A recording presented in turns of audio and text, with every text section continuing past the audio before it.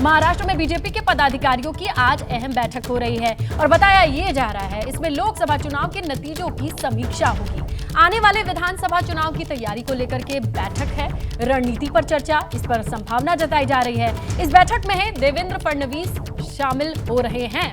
तो देखिए, महाराष्ट्र में भी बीजेपी की ओर से बैठक की खबर मिल रही है, लेकिन इस बैठक में किस तरीके की चर्चा, सिर्फ लोकसभा चुनाव या आने वाले विधानसभा चुनाव को लेकर बातचीत हो रही है। तो देखिए, लोकसभा चुनाव में अजित पवार की पार्टी को सिर्फ एक सीट मिली और उसके बाद ये सवाल उठने लगा कि क्या अजित पवार को अपने साथ जोड़कर बीजेपी ने गलती कर दी। आरएसएस से जुड़े ऑर्गेनाइजर ने भी इसी ओर इशारा किया है और इससे जुड़ी बड़ी खबर वो स्क्रीन पर रखेंगे। देखिए, अजित पवार की पार्टी के बड़े नेता और महाराष्ट्र सरकार में मंत्री छगन भुजबल का कहना है अजित पवार गुट को दोषी ठहराना ठीक नहीं। भुजबल ने बीजेपी पर तंज भी कसा। उन्होंने ये कहा कि किसी ने नहीं सोचा था कि बीजेपी को यूपी में इतनी कम सीटें मिलेंगी। यानी कुल मिलाकर के अजित पवार की ओर देखने से पहले जरा सबसे बड़े सूबे की ओर देख लीजिए और उसके बाद आरोप लगाइए। 48 सीटों में हमको कितनी सीटें दी गई? 4, और 4 में जो है 2 सीट जो है वो तो जो शिरूर जो है वो शिंदे साहब का आदमी उधर के, और वो बाकी दूसरा क्या है वो परभनी, वो भी उन्होंने कहा कि एक धनगर समाज को देना चाहिए जानकर को। तो हमारे पहले में आए 2 सीट, एक रायगढ़, दूसरी बाराबंकी। एक जगह हम जीत गए, एक जगह हम हार गए। हम उससे कैसे आप बोल सकते हैं कि 48 सीटों पर परिणाम हुआ? हमको तो 2 ही सीट मिले सही मायने में लड़ने के लिए। दूसरी बात ये मानता हूँ कि थोड़ी सी जो है पीछे हट हुई है, मगर ये देश में दूसरे राज्यों में भी तो ये हुआ है। जैसे यूपी, कोई भी बोल नहीं रहा था कि ऐसा यूपी में इतने पीछे बीजेपी आएगी, मगर आ गई। तो उसके कारण जो है ये सिर्फ अजित पवार गठ ये है, ये कहना मैं वाजिब नहीं समझता हूँ।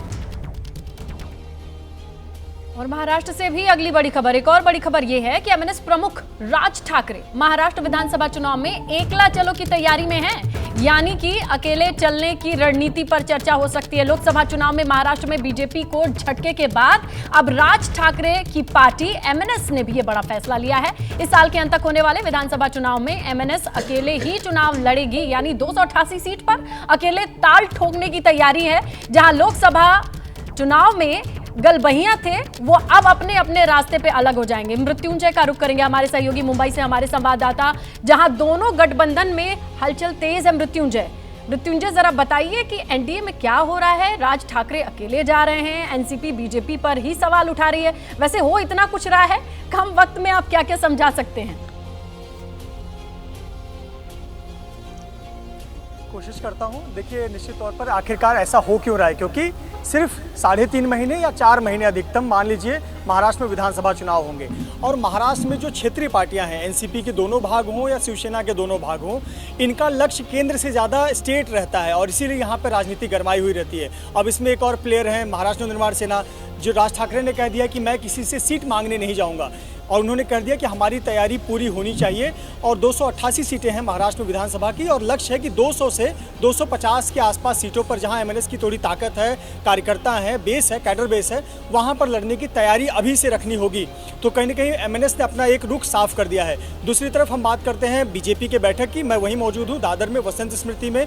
बीजेपी 3 घंटे की, अभी 1 बजे बैठक शुरू हो चुकी है, अगले 3 घंटे तक एक मैराथन बैठक कर रही है। इसमें 2 बातें हैं, एक तो आत्मचिंतन, कहाँ गलती हो गई, क्या खामी रह गई, क्यों हो गई, जो अब तक हम बयानों के माध्यम से सुनते आ रहे हैं, और फिर अगले 1 घंटा जीत का मंत्र। अब हमें करना क्या है, विधानसभा में कैसे जाना है, किन मुद्दों को लेकर जाना है। देखिए, गठबंधन कैसे होगा, किसके साथ होगा, कौन कितनी सीट पर लड़ेगा, ये तो पार्टी के बड़े नेता तय करेंगे, लेकिन कार्यकर्ताओं को जीत का मंत्र देना है, और वो जीत का मंत्र देने की प्रक्रिया जो है वो शुरू हो गई है। देवेंद्र फडणवीस 2 बजे के बाद यहाँ पर शामिल होंगे, ये एक जानकारी हो गई। लेकिन निश्चित तौर पर कहीं ना कहीं जिस प्रकार से चुनाव के नतीजे आए हैं वो महायुति के पक्ष में नहीं आए हैं, और इसीलिए बयानबाजी के माध्यम से नाराजगी छलककर बाहर आ रही है। आरएसएस ने कई बयान ऐसे दे दिए हैं जो कि निकल कर आता है कि कहीं आरएसएस इस बात से नाराज था कि अजीत पवार गुट को लेकर गलती हो गई, और वहीं अजीत पवार गुट कह रहा है कि भाई आप उत्तर प्रदेश में भी तो बुरी तरह हारे हो, अन्य राज्यों में भी हारे हो, राजस्थान में तो 5 महीने पहले ही सरकार आई, वहां पे अच्छा परफॉर्मेंस नहीं हुआ। तो ये मुद्दा भी अजीत पवार गुट उठा रहा है। हालांकि इस पर बड़े नेता, खास करके बीजेपी के बड़े नेता बयान देने से बच रहे हैं, ये भी हमें ध्यान देना चाहिए, क्योंकि अभी तक ये स्थिति स्पष्ट नहीं है कि आगे विधानसभा चुनाव में भूमिका क्या है। लेकिन यहाँ बीजेपी आज जो मंत्र देने जा रही है, एक चीज जरूर करने जा रही है कि 288 सीटों पर हमारी ताकत होनी चाहिए। गठबंधन होगा, कौन कितनी सीट पर लड़ेगा, कौन कहाँ का उम्मीदवार होगा, ये चीजें बाद में, लेकिन हमारी तैयारी और ताकत 288 सीट पर होनी चाहिए। तो महाराष्ट्र में यही सियासी हलचल चल रही है, और ये सियासी हलचल हमारी बुशर्ट पे दाग तुम्हारे बुशर्ट से कम है, ये देखने के लिए, दिखाने के लिए सब लोग आगे तो बढ़ रहे हैं, लेकिन यहाँ दाग अच्छे नहीं है, एक दूसरे पर सिर फुटअव्वल वाली कंडीशन है। न युति रहेगा न अघाड़ी, गठबंधन में टूट की घड़ी या टूट की बारी। ये महा कंफ्यूजन नहीं है, अब तो कंफ्यूजन छट छट के क्लियर होते जा रहा है। चलिए इसी पर बातचीत कर लेते हैं। राकेश शुक्ला जी, ये जो घड़ी है महाराष्ट्र में एंटिसिपेटेड थी, सोचा था? आप लोग तो पॉलिटिकल एनालिसिस अगर राजनीति के चश्मे से देखते हैं, तो अगर ये हार वाली कंडीशन आनी थी तो ये सब होना था? देखिए, इसको इस तरीके से समझिए कि छगन भुजबल जी ने कहा कि हमें 2 सीटें मिली, तो आपको गठबंधन में इसलिए नहीं लाया गया था कि आपको 2 सीटों पे ही लड़ना है, आपको गठबंधन पे इसलिए लाया गया था कि शरद पवार के खेमे से कितना वोट ला सकते हैं आप भारतीय जनता पार्टी के साथ। एकनाथ शिंदे जी को इसलिए लाया गया था कि उद्धव ठाकरे की शिवसेना से आप कितना वोट ला सकते हैं। अब राजभर यूपी में बोले कि हमें तो घोषित सीट दी गई थी, बाकी से हमें कोई लेना देना नहीं है, तो इस तर्क के लिए छोटे दलों को नहीं लिया गया था। इसलिए लिया गया था कि आप जिस दल को तोड़ के आए हैं उस दल के प्रभाव को आप कितना कम कर सकते हैं और भारतीय जनता पार्टी को कितना मजबूत कर सकते हैं। कुल मिला के जो गठबंधन का समीकरण ये था, और वो समीकरण कहीं ना कहीं फेल हुआ है, इसलिए अब एक दूसरे के ऊपर ठीकरा फोड़ने का प्रयास हो रहा है, जिससे विधानसभा चुनाव से पहले देखिए, उद्धव बोले हम 288 सीटों पर तैयारी कर रहे हैं, एमएनएस बोल रही है कि हम कर रहे, भाजपा बोल रही हम कर रहे, कांग्रेस बोल रही कि हम कर रहे। तो इसका मतलब ये नहीं कि सब 288 सीटों पे अलग अलग लड़ेंगे, सब ये टटोल रहे हैं कि कौन किसके साथ जाएगा और जाने का किसको कितना फायदा होगा। बिल्कुल। अब अग्निहोत्री जी ये समझाइए कि अब ये दर्शक, ये जनता अब महाराष्ट्र की जो होगी वो देख रही है कि पहले तो अमीबा की तरह टूट गए, 2 अलग हो गए, अब फिर से ये मैदान में आएंगे, मतलब जुड़ गए, अलग हो गए, लेकिन क्या गंगाधर शक्तिमान वाली सिचुएशन तो नहीं हो जाएगी? अब जनता क्या सोच के विधानसभा में वोट करेगी? देखिए, जनता ने जो लोकसभा में सोच के वोट किया वही विधानसभा में सोच के वोट करेगी। महाराष्ट्र की बात कर रहा हूँ। महाराष्ट्र में जिस तरह शिवसेना और एनसीपी को तोड़ा गया, वो महाराष्ट्र के लोगों को पसंद नहीं आया। नहीं पसंद। बीजेपी की सीटें भी इसीलिए कम हुई। खाली एकनाथ शिंदे और उद्धव ठाकरे, ये क्या कहते हैं, अजीत पवार को ही दोष देना ठीक नहीं। बीजेपी अपनी सीटें कहाँ बचा पाई? सबसे ज्यादा सीटें लड़ी, 28 सीटें लड़ी बीजेपी, और उसके बाद सीटें उसकी 2.5 भी नहीं पहुंची।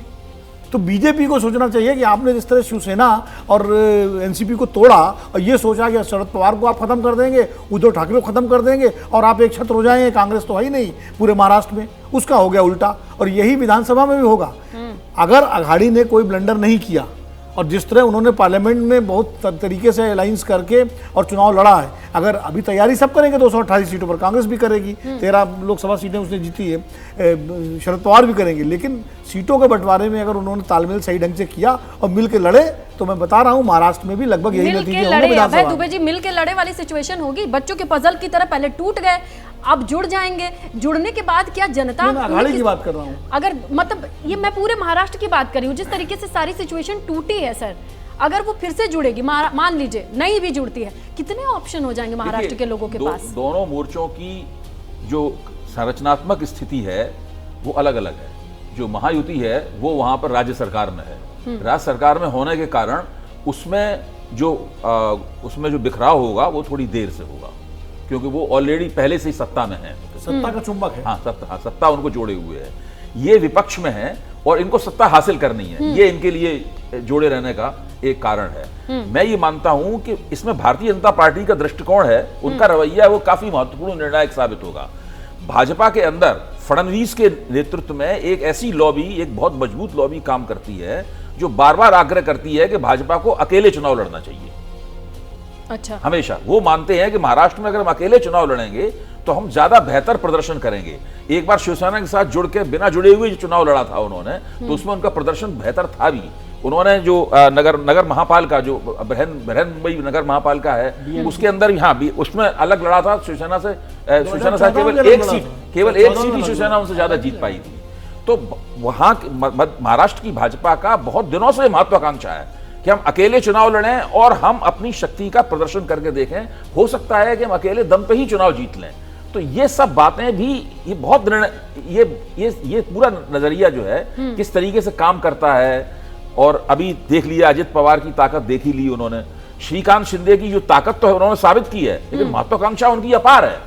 तो उस महत्वाकांक्षा को भाजपा पूरी कर पाएगी कि नहीं कर पाएगी, बहुत सारी बातें हैं जिसके ऊपर तय होगा कि महायुति कैसा रहेगा। महाराष्ट्र के वोटर के तौर पर सोच रही हूँ कि अगर मेरे स्टेट में इतनी सारी पॉलिटिक्स चल रही हो, तो उसके बाद वोट करने से पहले मुझे किसे देखना है, कितने लोगों को देखना है, क्या सोच के वोट करना है, कितना कॉम्प्लिकेटेड है। महाराष्ट्र के विधानसभा चुनाव में शिवसेना का उद्धव गुट के सभी 288 सीटों पर चुनाव लड़ने की तैयारी की, ये बड़ी बात सामने आ रही है।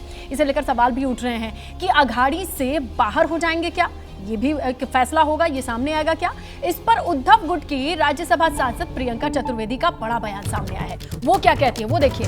वो कहती हैं कि हम 288 सीटों पर तैयारी कर रहे हैं, लेकिन इसका मतलब ये नहीं है कि हम बाहर जाएंगे, हम एक साथ रहकर इतनी सीटें जीतेंगे। लीजिए, ये बयान सामने आया है। हमारी तैयारी है, ये हमें विश्वास है कि जनता का प्रेम और समर्थन हमारे साथ रहेगा। एक बहुत बड़ा पड़ाव हम पार कर चुके हैं, जहां पे हम पे ये आरोप लगाए जा रहे थे कि हम नकली शिवसेना हैं। उद्धव साहब पे खुद प्रधानमंत्री नरेंद्र मोदी जी ने कहा नकली संतान है। उन सबका मुंह बंद कर उन सबके मुंह पे एक तमाचा मारकर हमने लोकसभा जीती है। हम इस मेहनत से काम करेंगे, सारे 288 सीट पे हम ही लड़ रहे हैं, सो दैट हमारे सारे कार्यकर्ता काम पे रहें और निष्ठावंत रहें और बिल्कुल हाथ से हाथ मिलाकर काम करते रहें। तो देखा आपने और सुना आपने, साथ में हाथ से हाथ मिला के काम करेंगे। कौन हाथ किससे मिला रहा है, किसका हाथ छूटा जा रहा है, ये भी तो बड़ा सवाल है। और ये 288 सीट पे कितने की बंटवारा या फिर अलग अलग लड़ाई। चलिए, अब विजय त्रिवेदी जी, आप जरा बताइए कि इस बयान को सुन करके अब आप क्या सोच रहे हैं कि, और महाराष्ट्र की एक वोटर के नजरिए से, क्योंकि इतने सारे ऑप्शन हो गए, क्या सोचा जाए। देखिए, वोटर जो है हमेशा अपने इंटरेस्ट की बात सोचता है। अपने इंटरेस्ट का मतलब यदि विधानसभा चुनाव है कि अपने इलाके में कौन फायदा कर सकता है, राज्य में कौन फायदा कर सकता है, और उसमें क्या वो गठबंधन की तैयारी करता है। एक बात समझने की जरूरत है कि जब सब नेता कह रहे हैं, उद्धव ठाकरे कह रहे हैं, प्रियंका जी ने कहा 288 पे लड़ रहे हैं, MNS ने कहा 200, इसका मतलब कतई ये नहीं है वो तैयारी करने की बात हो। और वो जो ये बात कही जाती है वो किसी गठबंधन में अपनी हिस्सेदारी को बढ़ाने के लिए एक शर्त होती है। ये भी हम तो 288 पे लड़ सकते हैं, चलो आप भी आ रहे हो तो हम चलो 150 पर लड़ लेंगे, 200 पे लड़ेंगे। हमारे नेगोशिएट करने के लिए मार्जिन बढ़ाने का ये एक टैक्टिक भी हो सकता है। इसको ब्लैक एंड व्हाइट तरीके से नहीं समझना चाहिए कि नहीं अब उद्धव ठाकरे जी ने कह दिया तो 288 पे लड़ेंगे, या भारतीय जनता पार्टी 288 पे लड़ेगी। और देवेंद्र फडणवीस जो कह रहे हैं तो वो सेंट्रल लीडरशिप को तय करना। हालांकि भारतीय जनता पार्टी पहले ये कर चुकी है कि अकेले लड़ चुकी है और बड़ी पार्टी भी बन चुकी है, देवेंद्र फडणवीस मुख्यमंत्री भी रह चुके हैं। लेकिन बहुत सारी चीज़ें चुनावों में ध्यान रखकर की जाती है, क्या फैसला होता है।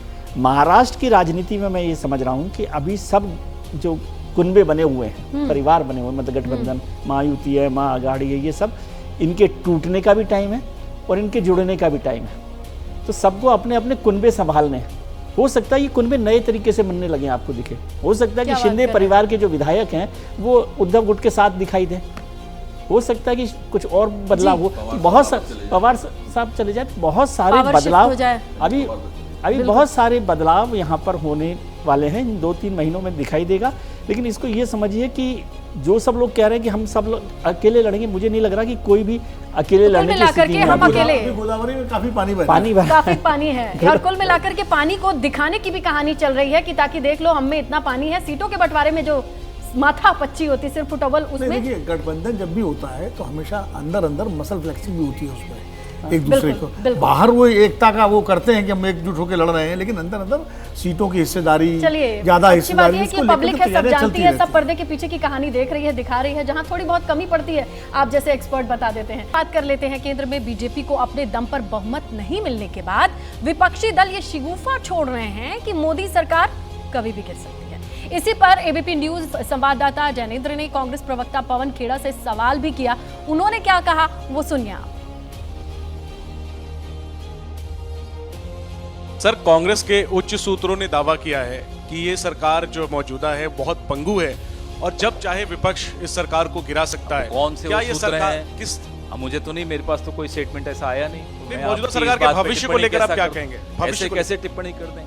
अब आज फ्राइडे है, संडे को थोड़ा हम फ्री होते हैं, किसी ज्योतिषी के साथ बैठ जाएंगे, जाके भविष्य भी बता देंगे आपको। मोदी जी विदेश दौरे पे गए हैं। इस बीच कांग्रेस के उच्च सोर्सेज का ये कहना है कि मोदी सरकार पंगु हो चुकी है और कभी भी वो चाहें तो सरकार गिरा सकते हैं, इंडिया गठबंधन अपनी सरकार बना सकते हैं। देखिए, मेरे को कोई इस तरीके की जानकारी तो नहीं है, मगर ये बात ठीक है कि भारतीय जनता पार्टी के नंबर बेहद कम हैं और अब वो टीडीपी, जेडीयू और इस तरीके की दर्जनों छोटी पार्टियों के ऊपर जो है आश्रित हैं, तो उनको उन्हें खुश रखना पड़ेगा। अगर वो किसी कारण से नाराज हुए तो इनकी सरकार वो गिरा देंगे। कांग्रेस के उच्च सूत्रों का दावा है कि मोदी सरकार जो है वो पंगु हो गई और हम लोग जब चाहे सरकार को अस्थिर कर सकते हैं, गिरा सकते हैं। करें ना, करें। अगर कांग्रेस पार्टी का यही काम रह गया कि सरकार की स्टेबिलिटी खत्म कर दे, डिसेबल कर दे, तो करके ना दिखाएं भाई। आप किसको धमका रहे हैं? आप अपनी हैसियत में रहिए। 100 का आंकड़ा नहीं पार कर पाए। नीतीश कुमार, एनडीए मजबूत है और देश की रक्षा, सुरक्षा और समाज के 130 करोड़ लोगों के लिए हम लोग मजबूत रहेंगे। जिसके अंदर दम है इसको कमजोर करके दिखाए, बातें न बनाए। चलिए सीधा लिए चलेंगे कांग्रेस मुख्यालय। हमारे सहयोगी जैनेंद्र वहां पर मौजूद हैं। तो जैनेंद्र, जिस तरीके से लोगों की बाइट दिखाई, लोगों की बातचीत कांग्रेस नेताओं की दिखाई, कुल मिलाकर के ये कहना चाह रहे हैं सूप क्यों बोल रहा है, चलनी भी बोल रहा है। इस कंडीशन में ये है, कुल मिलाकर के बताने की कोशिश की जा रही है कि बहुमत का आंकड़ा तो किसी के पास नहीं है। फिर ये कमेंटबाजी क्यों, जनादेश के लिए इस तरीके के कमेंट क्यों? बिल्कुल नहीं, देखिए बहुमत तो एनडीए के पास है, इसमें तो कोई दो राय नहीं है, लेकिन जिस तरीके का प्रोजेक्शन किया गया था, जिस तरीके के दावे किए गए थे 400 पार, जब आंकड़ा आया इसके बाद से कांग्रेस समेत विपक्ष ये कह रहा है कि जनादेश मोदी सरकार के खिलाफ रहा है। और यही वजह है कि कांग्रेस के टॉप सोर्सेज से जब पूछा गया चुनाव नतीजों को लेकर के समीक्षा के तौर पर, उनका ये मानना है कि सरकार जो है वो पंगु है और इस ऐसी विसंगतियां हैं कि खुद ही सरकार ज़्यादा दिन नहीं चल पाएगी। उनका ये मानना है कांग्रेस के आला सोर्सेज का कि विपक्ष जब चाहे सरकार को गिरा सकती है। और आप देखिए ना, अगर आप महाराष्ट्र में देखें तो जिस तरीके से एनसीपी, अजित पवार गुट के नेता बयान दे रहे हैं, जेडीयू में माना जा रहा है कि अंदर खाने असंतोष है, जिस तरीके से पोर्टफोलियो मिला है, तो जो स्थितियां हैं, खासतौर पे अब आरएसएस की तरफ से भी बयान आने लगे। मोहन भागवत का बयान आप देख लीजिए, इंद्रेश कुमार का बयान आप देख लीजिए, तो ये जो सिचुएशन इमर्ज कर रही है, इसको विपक्ष जो है और खासतौर पर कांग्रेस के शीर्ष नेतृत्व तो इस तरीके से देख रहे हैं कि सरकार पंगु है, विपक्ष जब चाहे सरकार गिरा सकती है। हालांकि उनका कांग्रेस के टॉप सोर्सेज का कहना है मैंडेट नहीं है यहाँ पर। अगर एनडीए के पास ये है तो इसे लेकर के किस तरीके का सवाल बनता है, देखिए हमारे सहयोगी भी बता रहे थे। और कमजोर सरकार का संदेश, कांग्रेस का ओवर कॉन्फिडेंस, क्या इसे कहा जाए? इसके लिए जल्दी से एक रिएक्शन लेते हैं। राकेश शुक्ला जी, आपको क्या लगता है कि अब जनता का जो जनादेश है उसका सम्मान करना होगा? क्योंकि आंकड़ों की बात करे जाए तो एनडीए बहुमत में है। देखिए, मैं ज्योतिषी तो नहीं हूँ कि भविष्यवक्ता भविष्य के रूप में बता सकूँ। मौजूदा समय पर एनडीए सरकार को कोई खतरा नहीं है। खतरा बताया गया जब मंत्रिमंडल का गठन हो रहा था। जेडीयू और टीडीपी दो बड़े दल हैं, दोनों बड़ों दलों की तरफ से कोई असंतोष नहीं आया, दोनों ने मिल बांट के सरकार में शामिल है। अभी तक ऐसा कोई भी संकेत नहीं मिल रहा है कि निकट भविष्य में एनडीए की सरकार अस्थिर होगी। जहाँ तक बात विपक्ष की तरफ से ये मुद्दा इसलिए उठाया जा रहा है कि जब तक आप खुद को मजबूत और दूसरे को कमजोर नहीं बताएंगे, आगे के विधानसभा चुनाव में आप माइंड मेकअप नहीं कर पाएंगे मतदाताओं का। अग्निहोत्री जी, क्रिकेट में जो स्लेजिंग होता है उस तरीके की चीजें चल रही है क्या? देखिए, जब भी गठबंधन सरकार केंद्र में होती है तो जो विपक्ष में होता है वो हमेशा इस तरह की बात करता है। मनमोहन सिंह सरकार को गिराने की बात भी लगातार बीजेपी करती रहती थी। ये जब अटल जी की सरकार थी तब भी कहा जाता था कि कभी भी गिर जाएगी। ये गठबंधन सरकार चलाने वालों के कौशल पर निर्भर करता है, इस सरकार को कैसे चलाएं। मुझे लगता है जब तक कोई ऐसा मुद्दा ना आए जिसपे बीजेपी और सहयोगी दलों के बीच सीधा टकराव हो, तब तक कोई सरकार को खतरा इसलिए नहीं है क्योंकि एनडीए को बहुमत है। बीजेपी को भले बहुमत ना हो, लेकिन एनडीए को बहुमत है और एनडीए जब तक एकजुट है तब तक सरकार को कोई खतरा नहीं है। बिल्कुल, लेकिन इस तरीके से कांग्रेस का ये कहना ओवर कॉन्फिडेंस है। अपने प्रतिपक्ष की भूमिका डिसाइड कीजिए, स्ट्रेटेजी बनाइए, बजाय इसके कि आप पंगु हैं, हम आपकी बैसाखी छीन लेंगे, अभी सरकार गिरा देंगे। इसे किस तरीके से देखा जाए? कांग्रेस की तरफ से इस तरह कोई आधिकारिक वक्तव्य आया है? मैंने तो कम से कम नहीं सुना। और पवन खेड़ा भी ये कह रहे थे कि भाई हमने तो ऐसा कोई वक्तव्य नहीं दिया, रविवार को छुट्टी होगी, किसी ज्योतिषी के साथ बैठ के चर्चा करेंगे, वो व्यंग से कह रहे थे। देखिए, हमेशा जो गठजोड़ सरकार होती है उसमें बहुत सारे अंतर्विरोध होते हैं। उन अंतर्विरोधों को अलग अलग लोग अलग अलग तरीके से पढ़ते हैं कि कौन अंतर्विरोध ज्यादा है, कौन कठिन है, कौन आसानी से सुलझ जाएगा। तो मुझे अभी तक राजनीतिक रूप से ये सरकार स्थिर नजर आ रही है, लेकिन गठजोड़ सरकार है, उसकी स्थिरता हमेशा ही फौरी होती है, दीर्घकालीन नहीं होती है। देखना पड़ता है कब उसकी स्थिरता अस्थिरता में बदलती है।